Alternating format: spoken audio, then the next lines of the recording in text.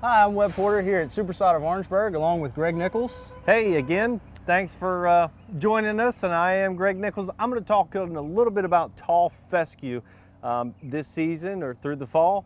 And to get us started, Webb's going to give us a little bit of information about the farm. Yeah, we're right here in Orangeburg, South Carolina, which is in between Charleston and Columbia on I-26. We're about a half mile off of I-26 at the exit 154. As you can tell, that's our plots out front for our main office here in Orangeburg. It's for the farm. And also right behind us is the pickup center, which is where residential and landscapers come and pick up their grass or any products they may need, soil cubed, any chemicals, fertilizers. We carry it all for all locations. Homeowners or landscapers can pick up? Yep, anybody. We'll cover them here. So I'm going to cover your warm season grasses and what we do here at the Orangeburg farm, which is a very large farm, which is about 4,000 acres here. And we grow your warm season grasses covering all the state, which is the Bermudas, which is Tifway and Tiftuff. We have your zoysias, which are Zeon, Zenith, and Emerald, and then Centipede as well. And we truck into North Carolina and to Charlotte as well. You guys pretty much grow all varieties here at this location, don't you? Yep, we cover everything right here for warm season grasses for sure. Fantastic. So tell us about what we need to do this time of year. So the main thing you really want to do and worry about is easing your warm season grasses into dormancy. So that's no nitrogen, which would promote growth right now. So you don't want to be giving it fertilizer. You certainly don't want to be aerating or top dressing or give it any food, because if you do give it food right now, you're sending it mixed signals telling it that it needs to come out and grow versus go into dormancy and protect itself over winter. So no nitrogen this time of year. Yeah, no nitrogen right now. What you do need to be doing about is pre-emerge for your weed control, which we carry 007 with Barricade, which it does have a little bit of potassium. That's for overall plant health. Obviously that first number is nitrogen. It doesn't have any, so we're covered there for the first point.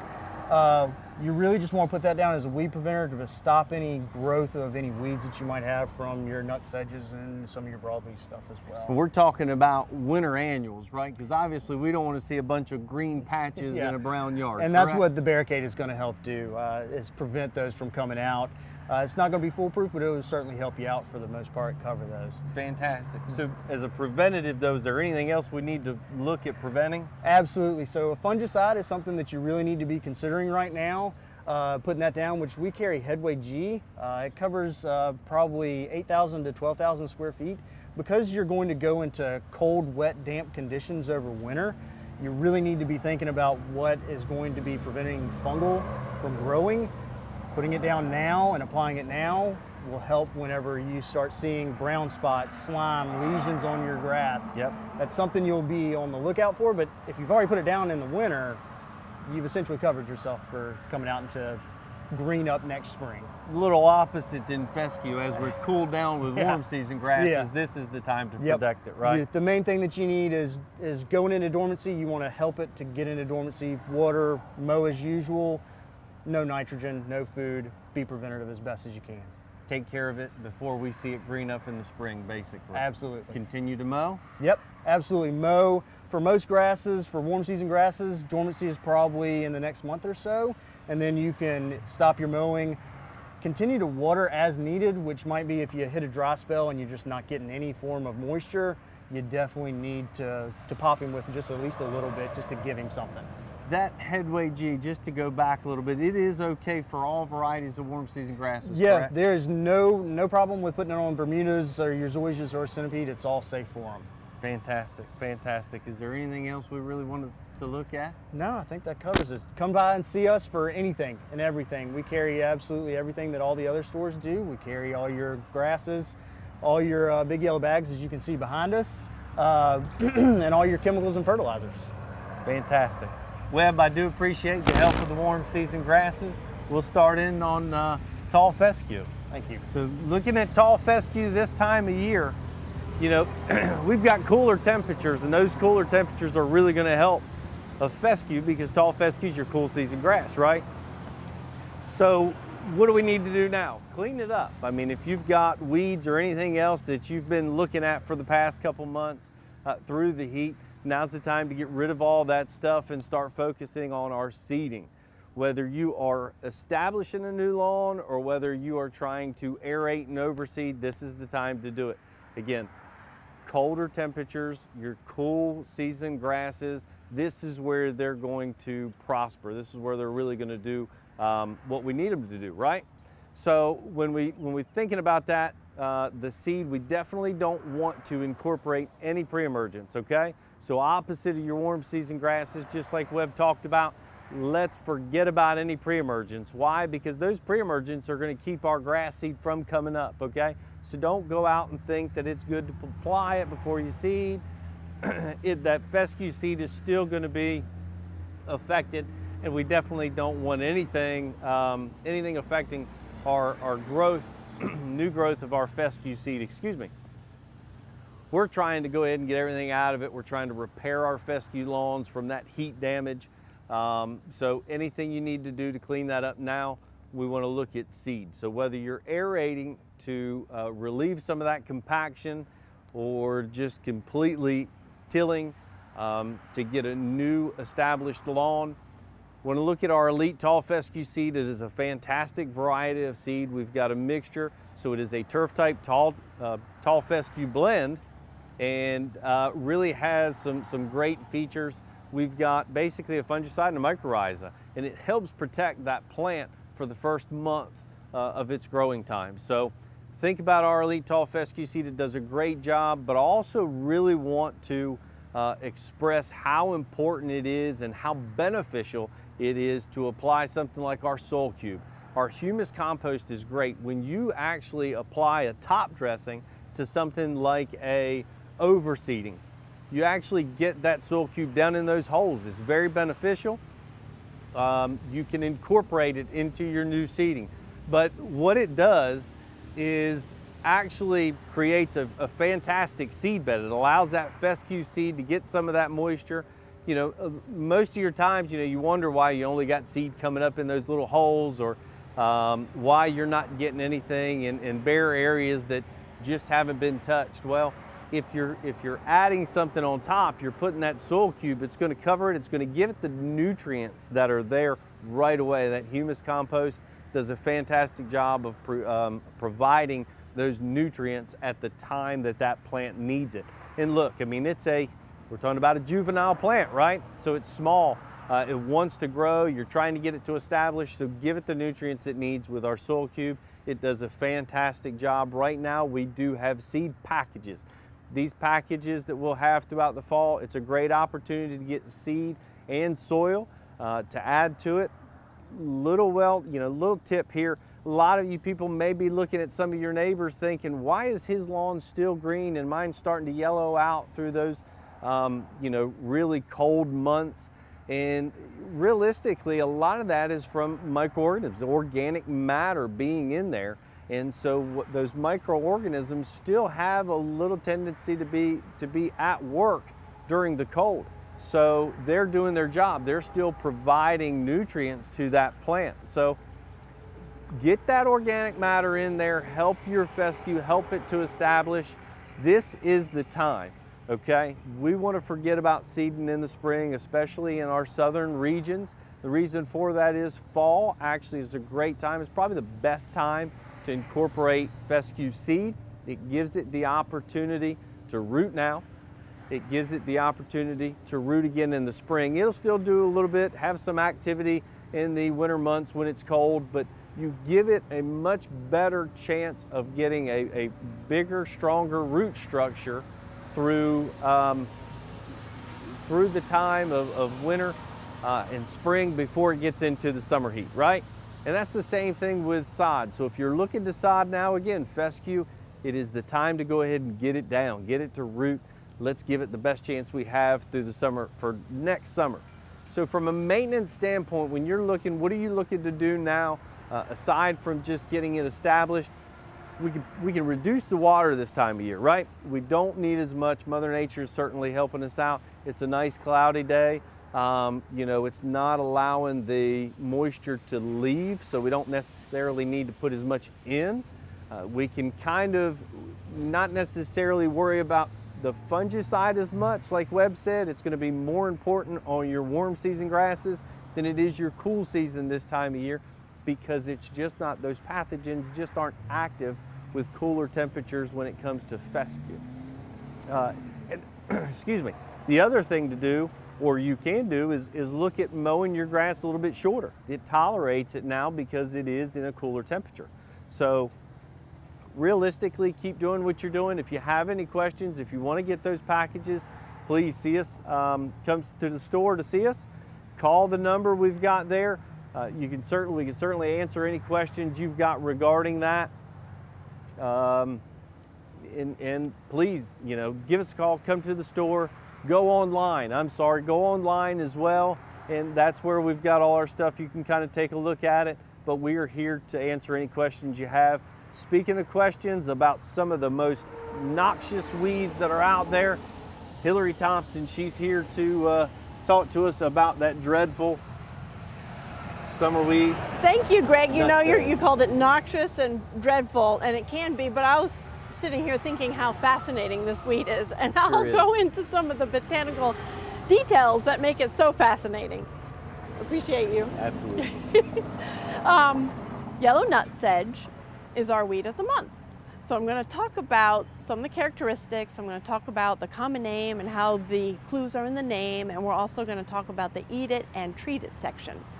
Some of the other common names for yellow nutsedge are nutgrass, tiger nut, earth almond. There's some clues in there about the edibility of it. The scientific name is Cyperus esculentus. Cyperus, you might have heard of Latin botanical nomenclature. Well, a lot of the words are Greek, and this is another of the Greek words. Cyperus is the Greek word for sedge.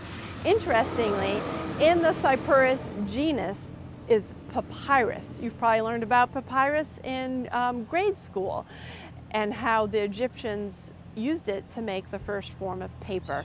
Papyrus is Cyperus papyrus. This is Cyperus esculentus. We talked about Cyperus meaning sedge. Esculentus means edible. So later on, I'll talk to you about the edibility and the surprise food reveal. The family that this plant is in is Cyperaceae. It's a very large family of sedges. So Cyperus is one type of sedge. Another sedge you might be common with are the carex species. One is Everillo, it's a yellow one. You might even use it in your planters and in your garden for a nice pop of yellow color. That's in the same family as yellow nutsedge.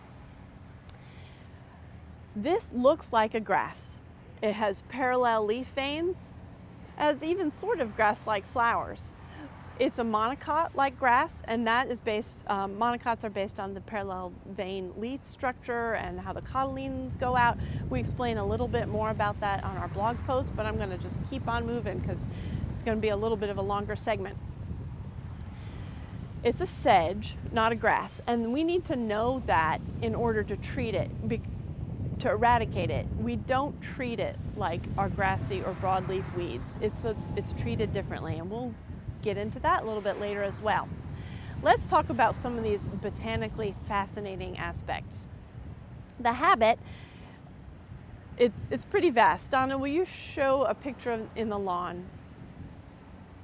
It kind of shoots up as these innocuous little clumps, but below ground, the rhizome spreads. So it starts with one little clump, the rhizome spread, a little nutlet forms, little bulb forms, and it shoots up through the grass, and it can form a network of about a 10-foot or larger patch of your yellow nutsedge. It's very hard to eradicate.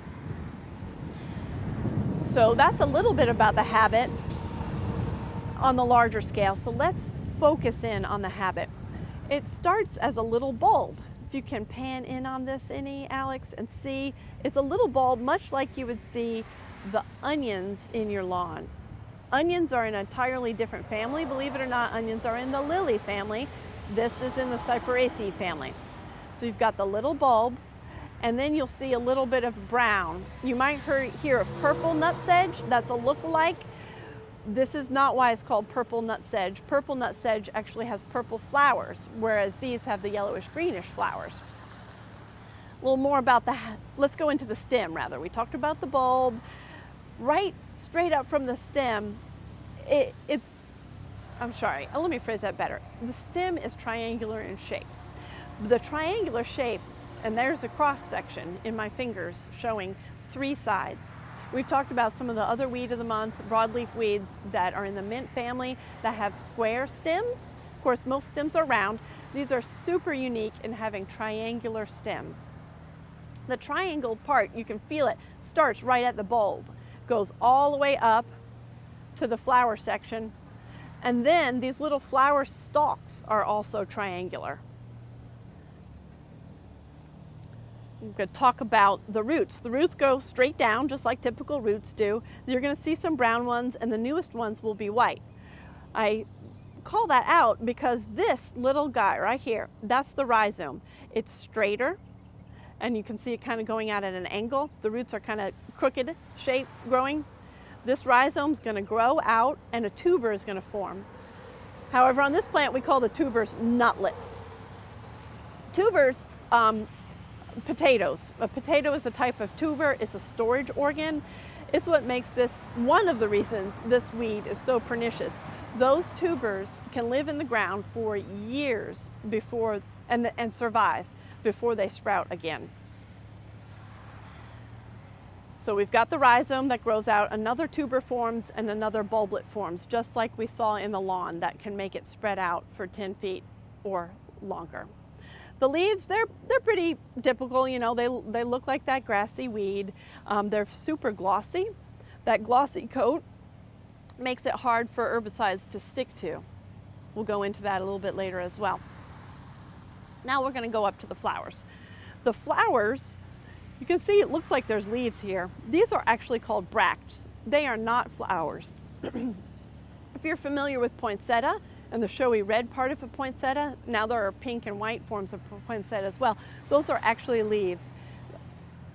I'm sorry, those aren't actually leaves. Those are actually bracts, just like these. A bract is a type of modified leaf.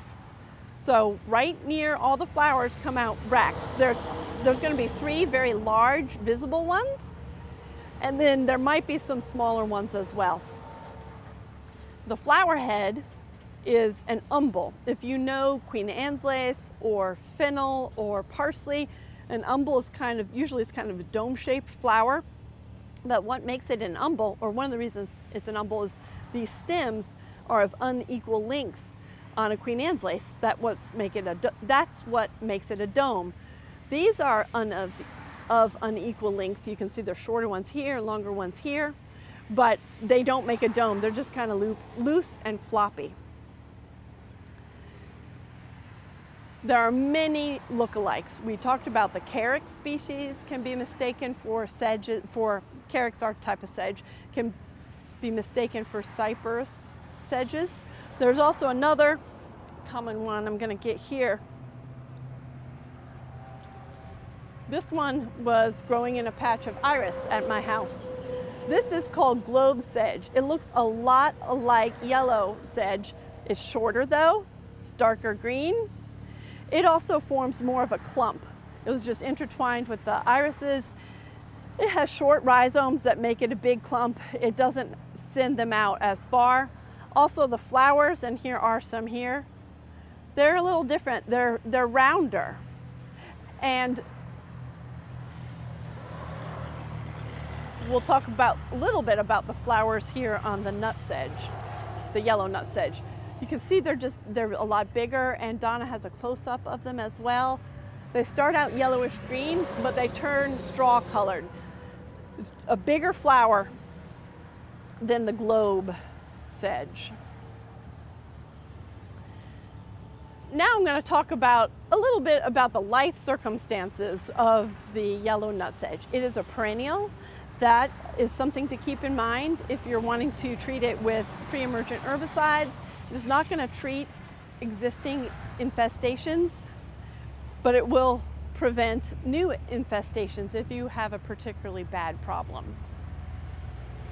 This plant also loves hot temperatures, even though it grows in so many places, even in cooler climates up to Canada.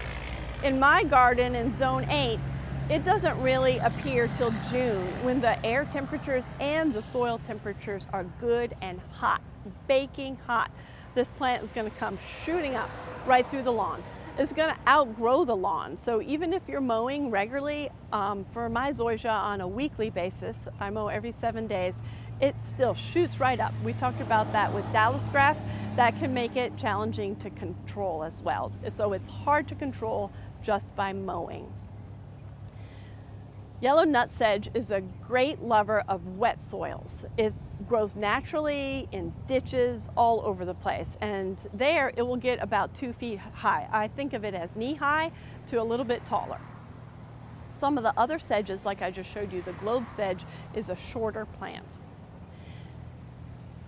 It also likes wet, compacted soils, and it can tolerate dry soils. You will see it in dry soils, but you will most likely see it in your wet lawns, wet areas of your lawns.